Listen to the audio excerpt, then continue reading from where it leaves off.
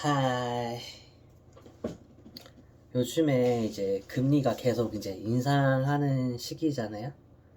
그래서 이제 사람들이 적금을 가입을 할지 주식 투자를 할지 이제 고민인 사람들이 많을 텐데, 저희 어머니도 저한테 주식 팔고 적금 가입해라 이런 말 하시는데 어림도 없죠. 솔직하게 딱 말씀드릴게요. 냉정하게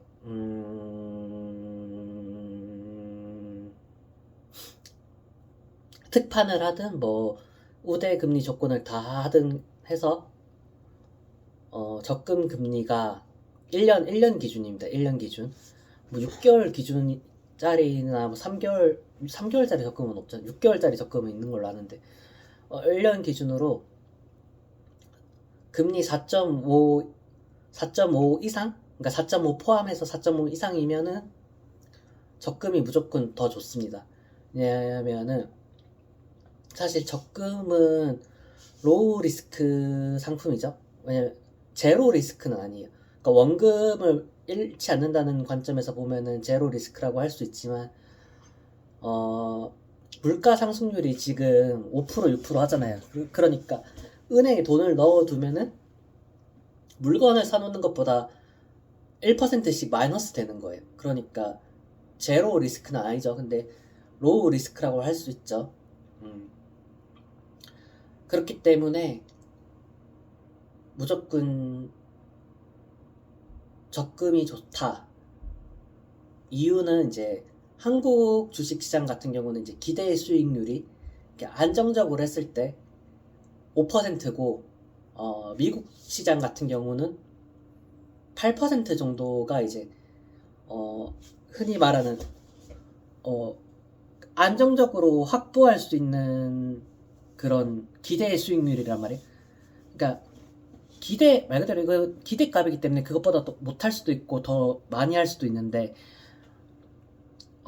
연평균 기대 수익값은 그래. 그러니까 시장 전체를 기준으로 그렇기 때문에 이제 한국 주식만 한다고 하면은 이제 뭐 물론 나는 단타에 쌉고수라서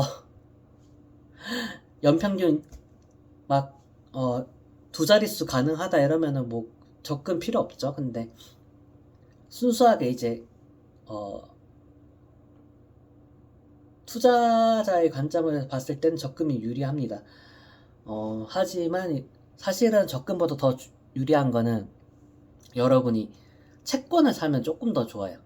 그 채권을 사는 것보다 조금 더 좋은 거는 은행 주식을 사는 거예요.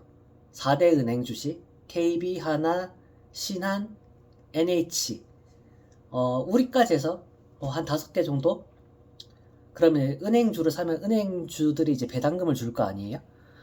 제가 보니까 요즘에 KB랑 하나가 배당률이 좀 높더라고요. 주가 대비. 은행주는 알죠? 이게 규제 산업이기 때문에 주가가 거의 안 움직여요. 이렇게 또 이러기 때문에 뭐라고 해야지? 주가 상승에 따른 시세 차익도 포기하고 주가가 하락할 수도 있지만 금방 다시 연어 마냥 다시 제자리로 돌아오는 그러니까 시세 차익을 위에 투자를 하는 주식은 아니고 그냥 배당금을 목적으로 이제 은퇴자들이 은행에 돈을 넣어 놓으면, 그러니까 적금에 예금이라죠. 예금을 넣어 놓으면 이자가 낮아서 재미가 없으니까 그냥 주가 떨어도 상관없으니까 배당만 잘 줘라라는 개념으로 은퇴한 사람들이 보통 이용하는 주식이 이제 은행주인데, 지금 같은 경우는 이제 은행주에 넣어서 배당을 꼬박꼬박 받는 것도 나쁘진 않아요. 그냥 거치할 거면, 돈을 그냥 거치할 거면. 그 다음에 여러분이 직접 뭐 국채나 회사채 같은 거 투자하기 힘드니까 그 채권을 모아놓은 ETF 같은 게 있어요. ETF를 투자하면은 이제 채권에 투자하는 것 같은 효과를 받을 수 있기 때문에 조금 더 좋다. 근데 이제 채권 가격이 이제 하락할 수도 있다. 채권도 주식처럼 이제 가격이 왔다 갔다 하거든요. 주식처럼 이제 MDD 변동성이 큰 상품은 아닌데, 요즘처럼 금리가 급격하게 변하는 시기에는 조금 가격이 요동을 치죠. 근데 그럼에도 불구하고 한국 경제든 미국 경제든 앞으로 계속 우성장할 거라는 거에 대한 믿음이 있다면은 적금보다는 주식에 투자하는 게 맞습니다. 사실은 지금 아까 말했지만 내 돈을 지금은 주식을 투자하는 쪽이 수익률이 더 적금보다 떨어지는 시기란 말이에요. 그 말은 남들도 그걸 다 알죠. 가격이 싸다는 거예요.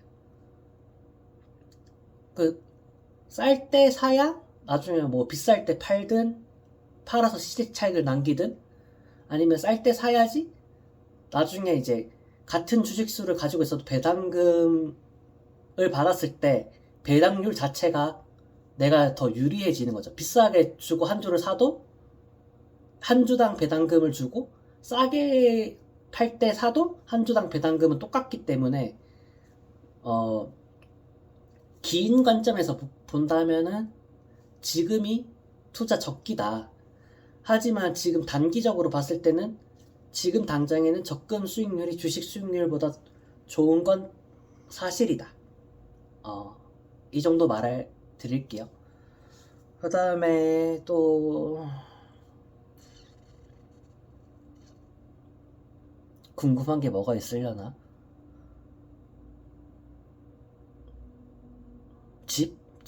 부동산? 부동산은 더 떨어질까요? 여러분도 이제 느끼겠지만 부동산 가격 추가 하락은 이제 크게 미국이 금리를 언제까지 더 올릴 것이냐? 4.6, 4.8, 5.0도 가능하다고 봐요. 만약에 인플레이션이 계속된다면. 근데 5% 이상은 미국이 아마 힘들 거예요. 그러니까 미국이 체력이 안 된다 이러는 게 아니라 미국도 기축통화국의 지위를 지금 지켜야 되는데 지금 기축통화국의 지위가 흔들흔들 거리고 있단 말이에요. 그렇기 때문에 계속해서 달러를 흡수를 할 수는 없어요. 그러니까 기축통화국의 단점은 달러를 다른 나라에 퍼뜨려야 되잖아요. 그쵸? 퍼뜨리려고 하는데 금리를 미국 계속 인상을 하는 거는 달러를 흡수하는 정책이란 말이에요. 그럼 전 세계에 퍼져 있는 달러가 그렇죠. 미국 안으로 들어오겠죠. 그러면 기축 통화는 달러가 퍼져 있어야지 그 달러를 가지고 다른 나라들이 결제를 하고 뭐 석유도 사고 하는 건데 이렇게 흡수하는 정책을 하는 거는 이제 좀 밸런스가 안 맞게 되는 거죠. 아니면은 금리를 인상하면서 미국이 왕창 소비를 해버리면 돼요. 그러니까 수입을 엄청 많이 해서 달러를 유출하면 되는데 지금 미국은 정책이 어때요? 소비 국가도 포기하고 뭐 공장 다 미국에 지어라면서 제조업도 다시 한다 하고 오히려 수출 국가가 되려고 하죠. 그러니까 이 달러를 지금 물건을 사고 파는 수입 수출로도 달러를 퍼뜨리지 않고 있고 금리로도 달러를 퍼뜨리지 않는 정책을 하고 있단 말이에요.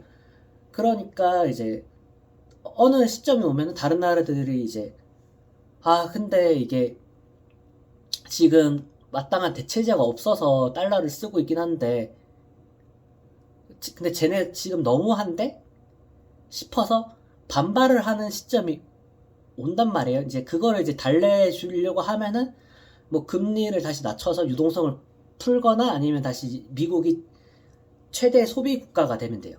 그래서 사람들한테서 물건을 사주면서 그 달러를 푸는 거죠. 뭐 제가 이제 뭐 지금 당장 중국의 위안화가 달러를 위협한다 이런 말 하려는 거 아니에요. 중국은 지금 국가 이미지가 너무 비호감 국가가 돼서 기축통화국이 되기 힘들 것 같아요. 지금 상태로는. 만약에 욕심을 낸다면 뭐 체제 개선을 하던지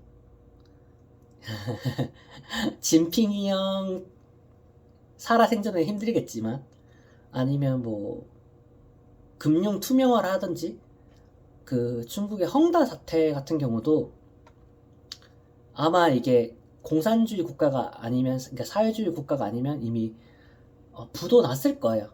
지금 강제로 지방자치단체들한테 세금으로 메꿔라, 부도를 메꾸고 건물을 올려라라고 지금 압박하는 걸로 알고 있는데, 어떤 자본주의 국가가 국민 세금으로 부도난 기업의 건물을 대신 짓습니까?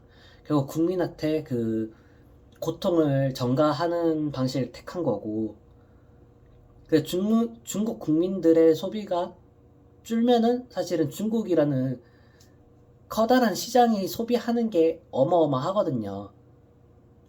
그렇기 때문에 미국도 유럽도 중국과의 관계를 단절을 못하고 그냥 겉으로만 이렇게 제재하는 척, 싫어하는 척 하는 거란 말이에요. 그쵸? 14억이 소비하는데, 그래서 중국 내수에서 많이 팔려서 부자 된 사람은 세계적인 부자라는 말이 있잖아요. 괜히 나온 게 아니에요. 강대한 미국이 소비해봤자 3억 명이 소비하는 거고, 그러니까 인구수 자체가 말이 안 되니까 이게. 그렇습니다. 국제 질서라는 게 참 오묘하죠. 부동산 얘기 돌아와야지. 그래서 부동산 같은 경우는 금리랑 일단은 밀접한 관계가 있기 때문에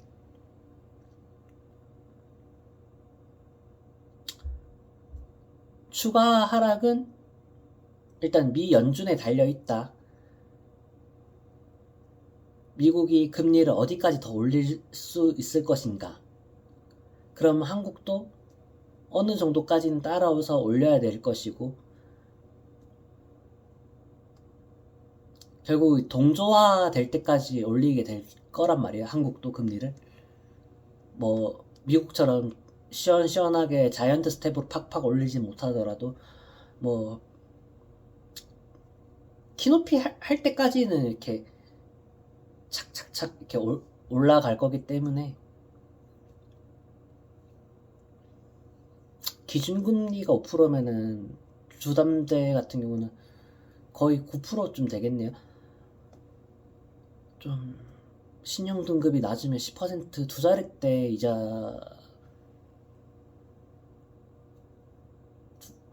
그러니까 신용 대출까지 끌어서 산 경우는 좀 숨 막힐 수도 있겠네.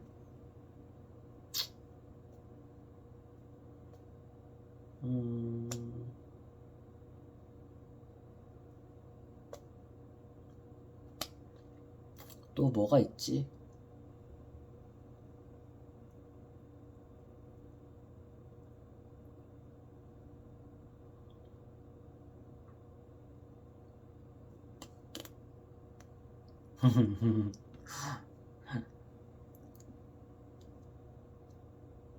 통.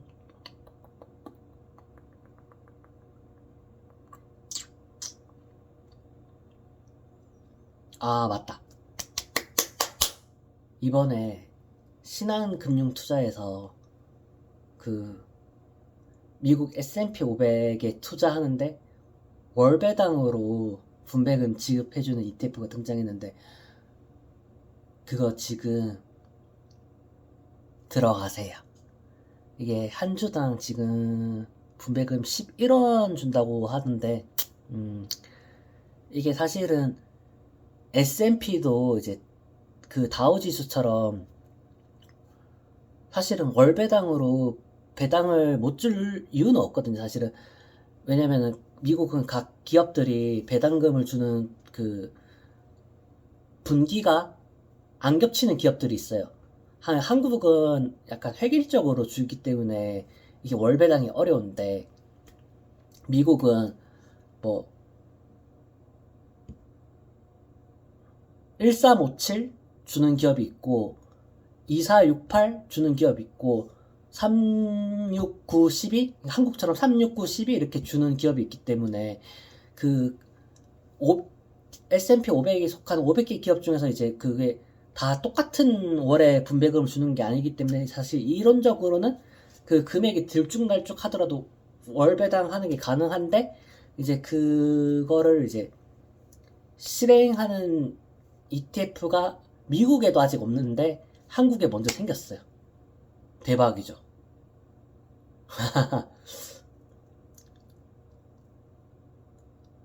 그게 정식 명칭이 아마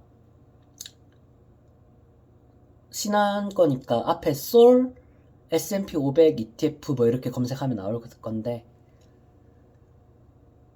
워렌 버핏이 그랬죠. 자기 죽으면 부인한테는 S&P 500의 재산의 90% 나머지 10%는 미국 국채에 넣고 배당받으면서 살라고. 다 이유가 있는 겁니다, 여러분.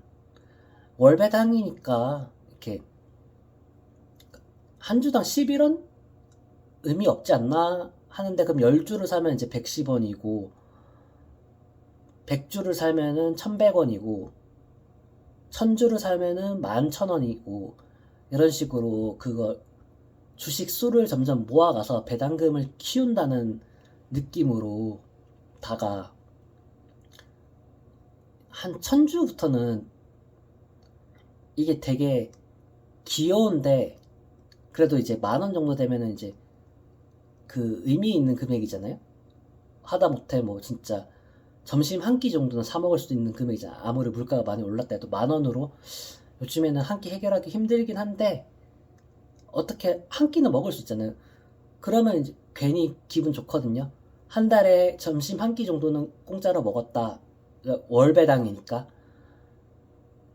그리고 그 사이에도 이제 주가 상승도 어쨌든 계속, 그러니까 장기적으로 봤을 때 지금은 이제 주가 하락 시기니까 뭐 지금 당장에 상승한다고는 말을 못하지만 미국이 망하지 않는 한 계속 우상향할 거고, 그리고 저 중요한 거는 지금은 11원인데 분배금이 계속 조금씩이라도 증가할 거란 말이에요.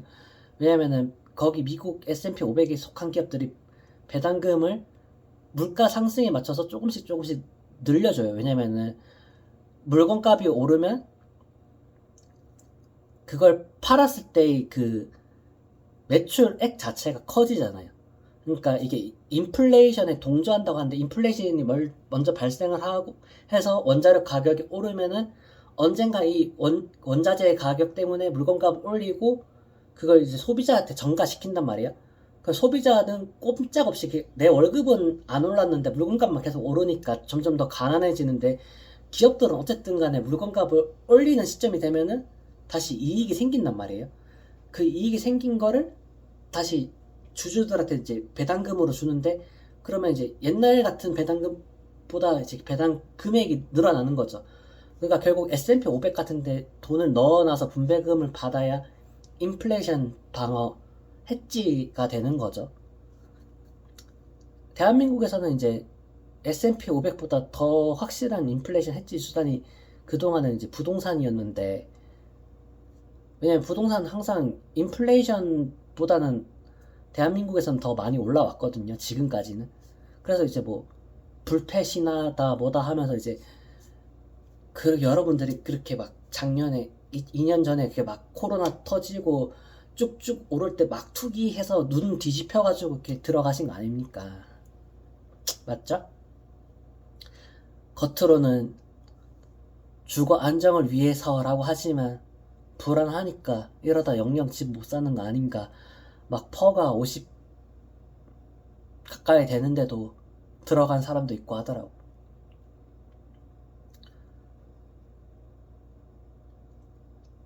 사실은 제일 좋은 게 모든 국가들이 바랄 거예요.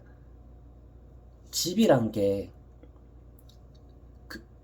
근로자들의 평균 연봉의 12, 15, 15배가 넘어가면은 그 나라는 진짜 살기 팍팍한 나라거든요.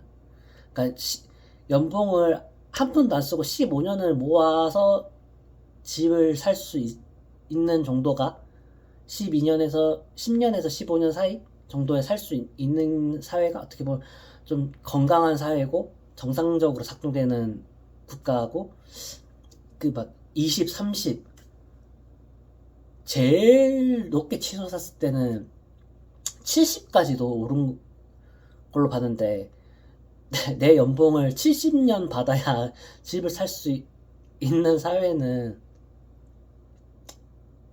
사지 말라는 거죠. 중국 베이징은 지금 퍼가 200이라는데 인간 수명이 300살 정도 되면은 살 수 있지 않을까. 어허. 그러니까 일반 중국 노동자들은 200년치 월급 어떻게 모아요. 그러니까 그만큼 중국이 지금 빈부격차가 심화된 나라는 게, 중국보다는 한국이 좋다고 말하기도 뭐하. 한국도 참 안 좋은 나라인데, 그쵸?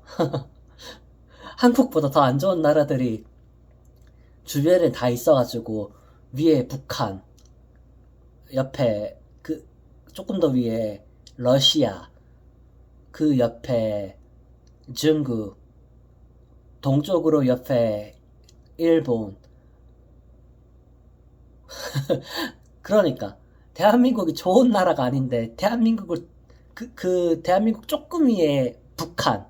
그러니까 대한민국을 둘러싼 모든 나라가 다 대한민국보다는 안 좋은 것 같아가지고 살기 좋은 나라 대한민국인 것처럼 느껴지네요.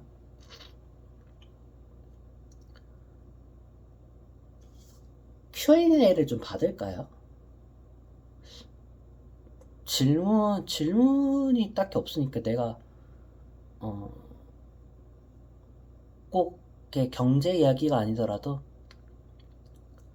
뭔가 질문할 게 있다 하면 해주세요. 뭐 제가 현자 뭐 그런 건 아니지만, 사람들이 원래 고민거리가 있을 때 그거 아시죠? 해답을 바라고 떠드는 거 아니. 그냥 누군가가 들어줬으면 해서 떠드는 거고, 떠드는 걸로도 사실은 어느 정도 치유가 된다고 저는 믿기 때문에 저한테 마음껏 떠들어서 솔루션을 제공해 드리진 않아요. 여러분들의 대나무 숲이 되어 주는 거죠. 임금님 귀는 당나귀 귀. 빠이.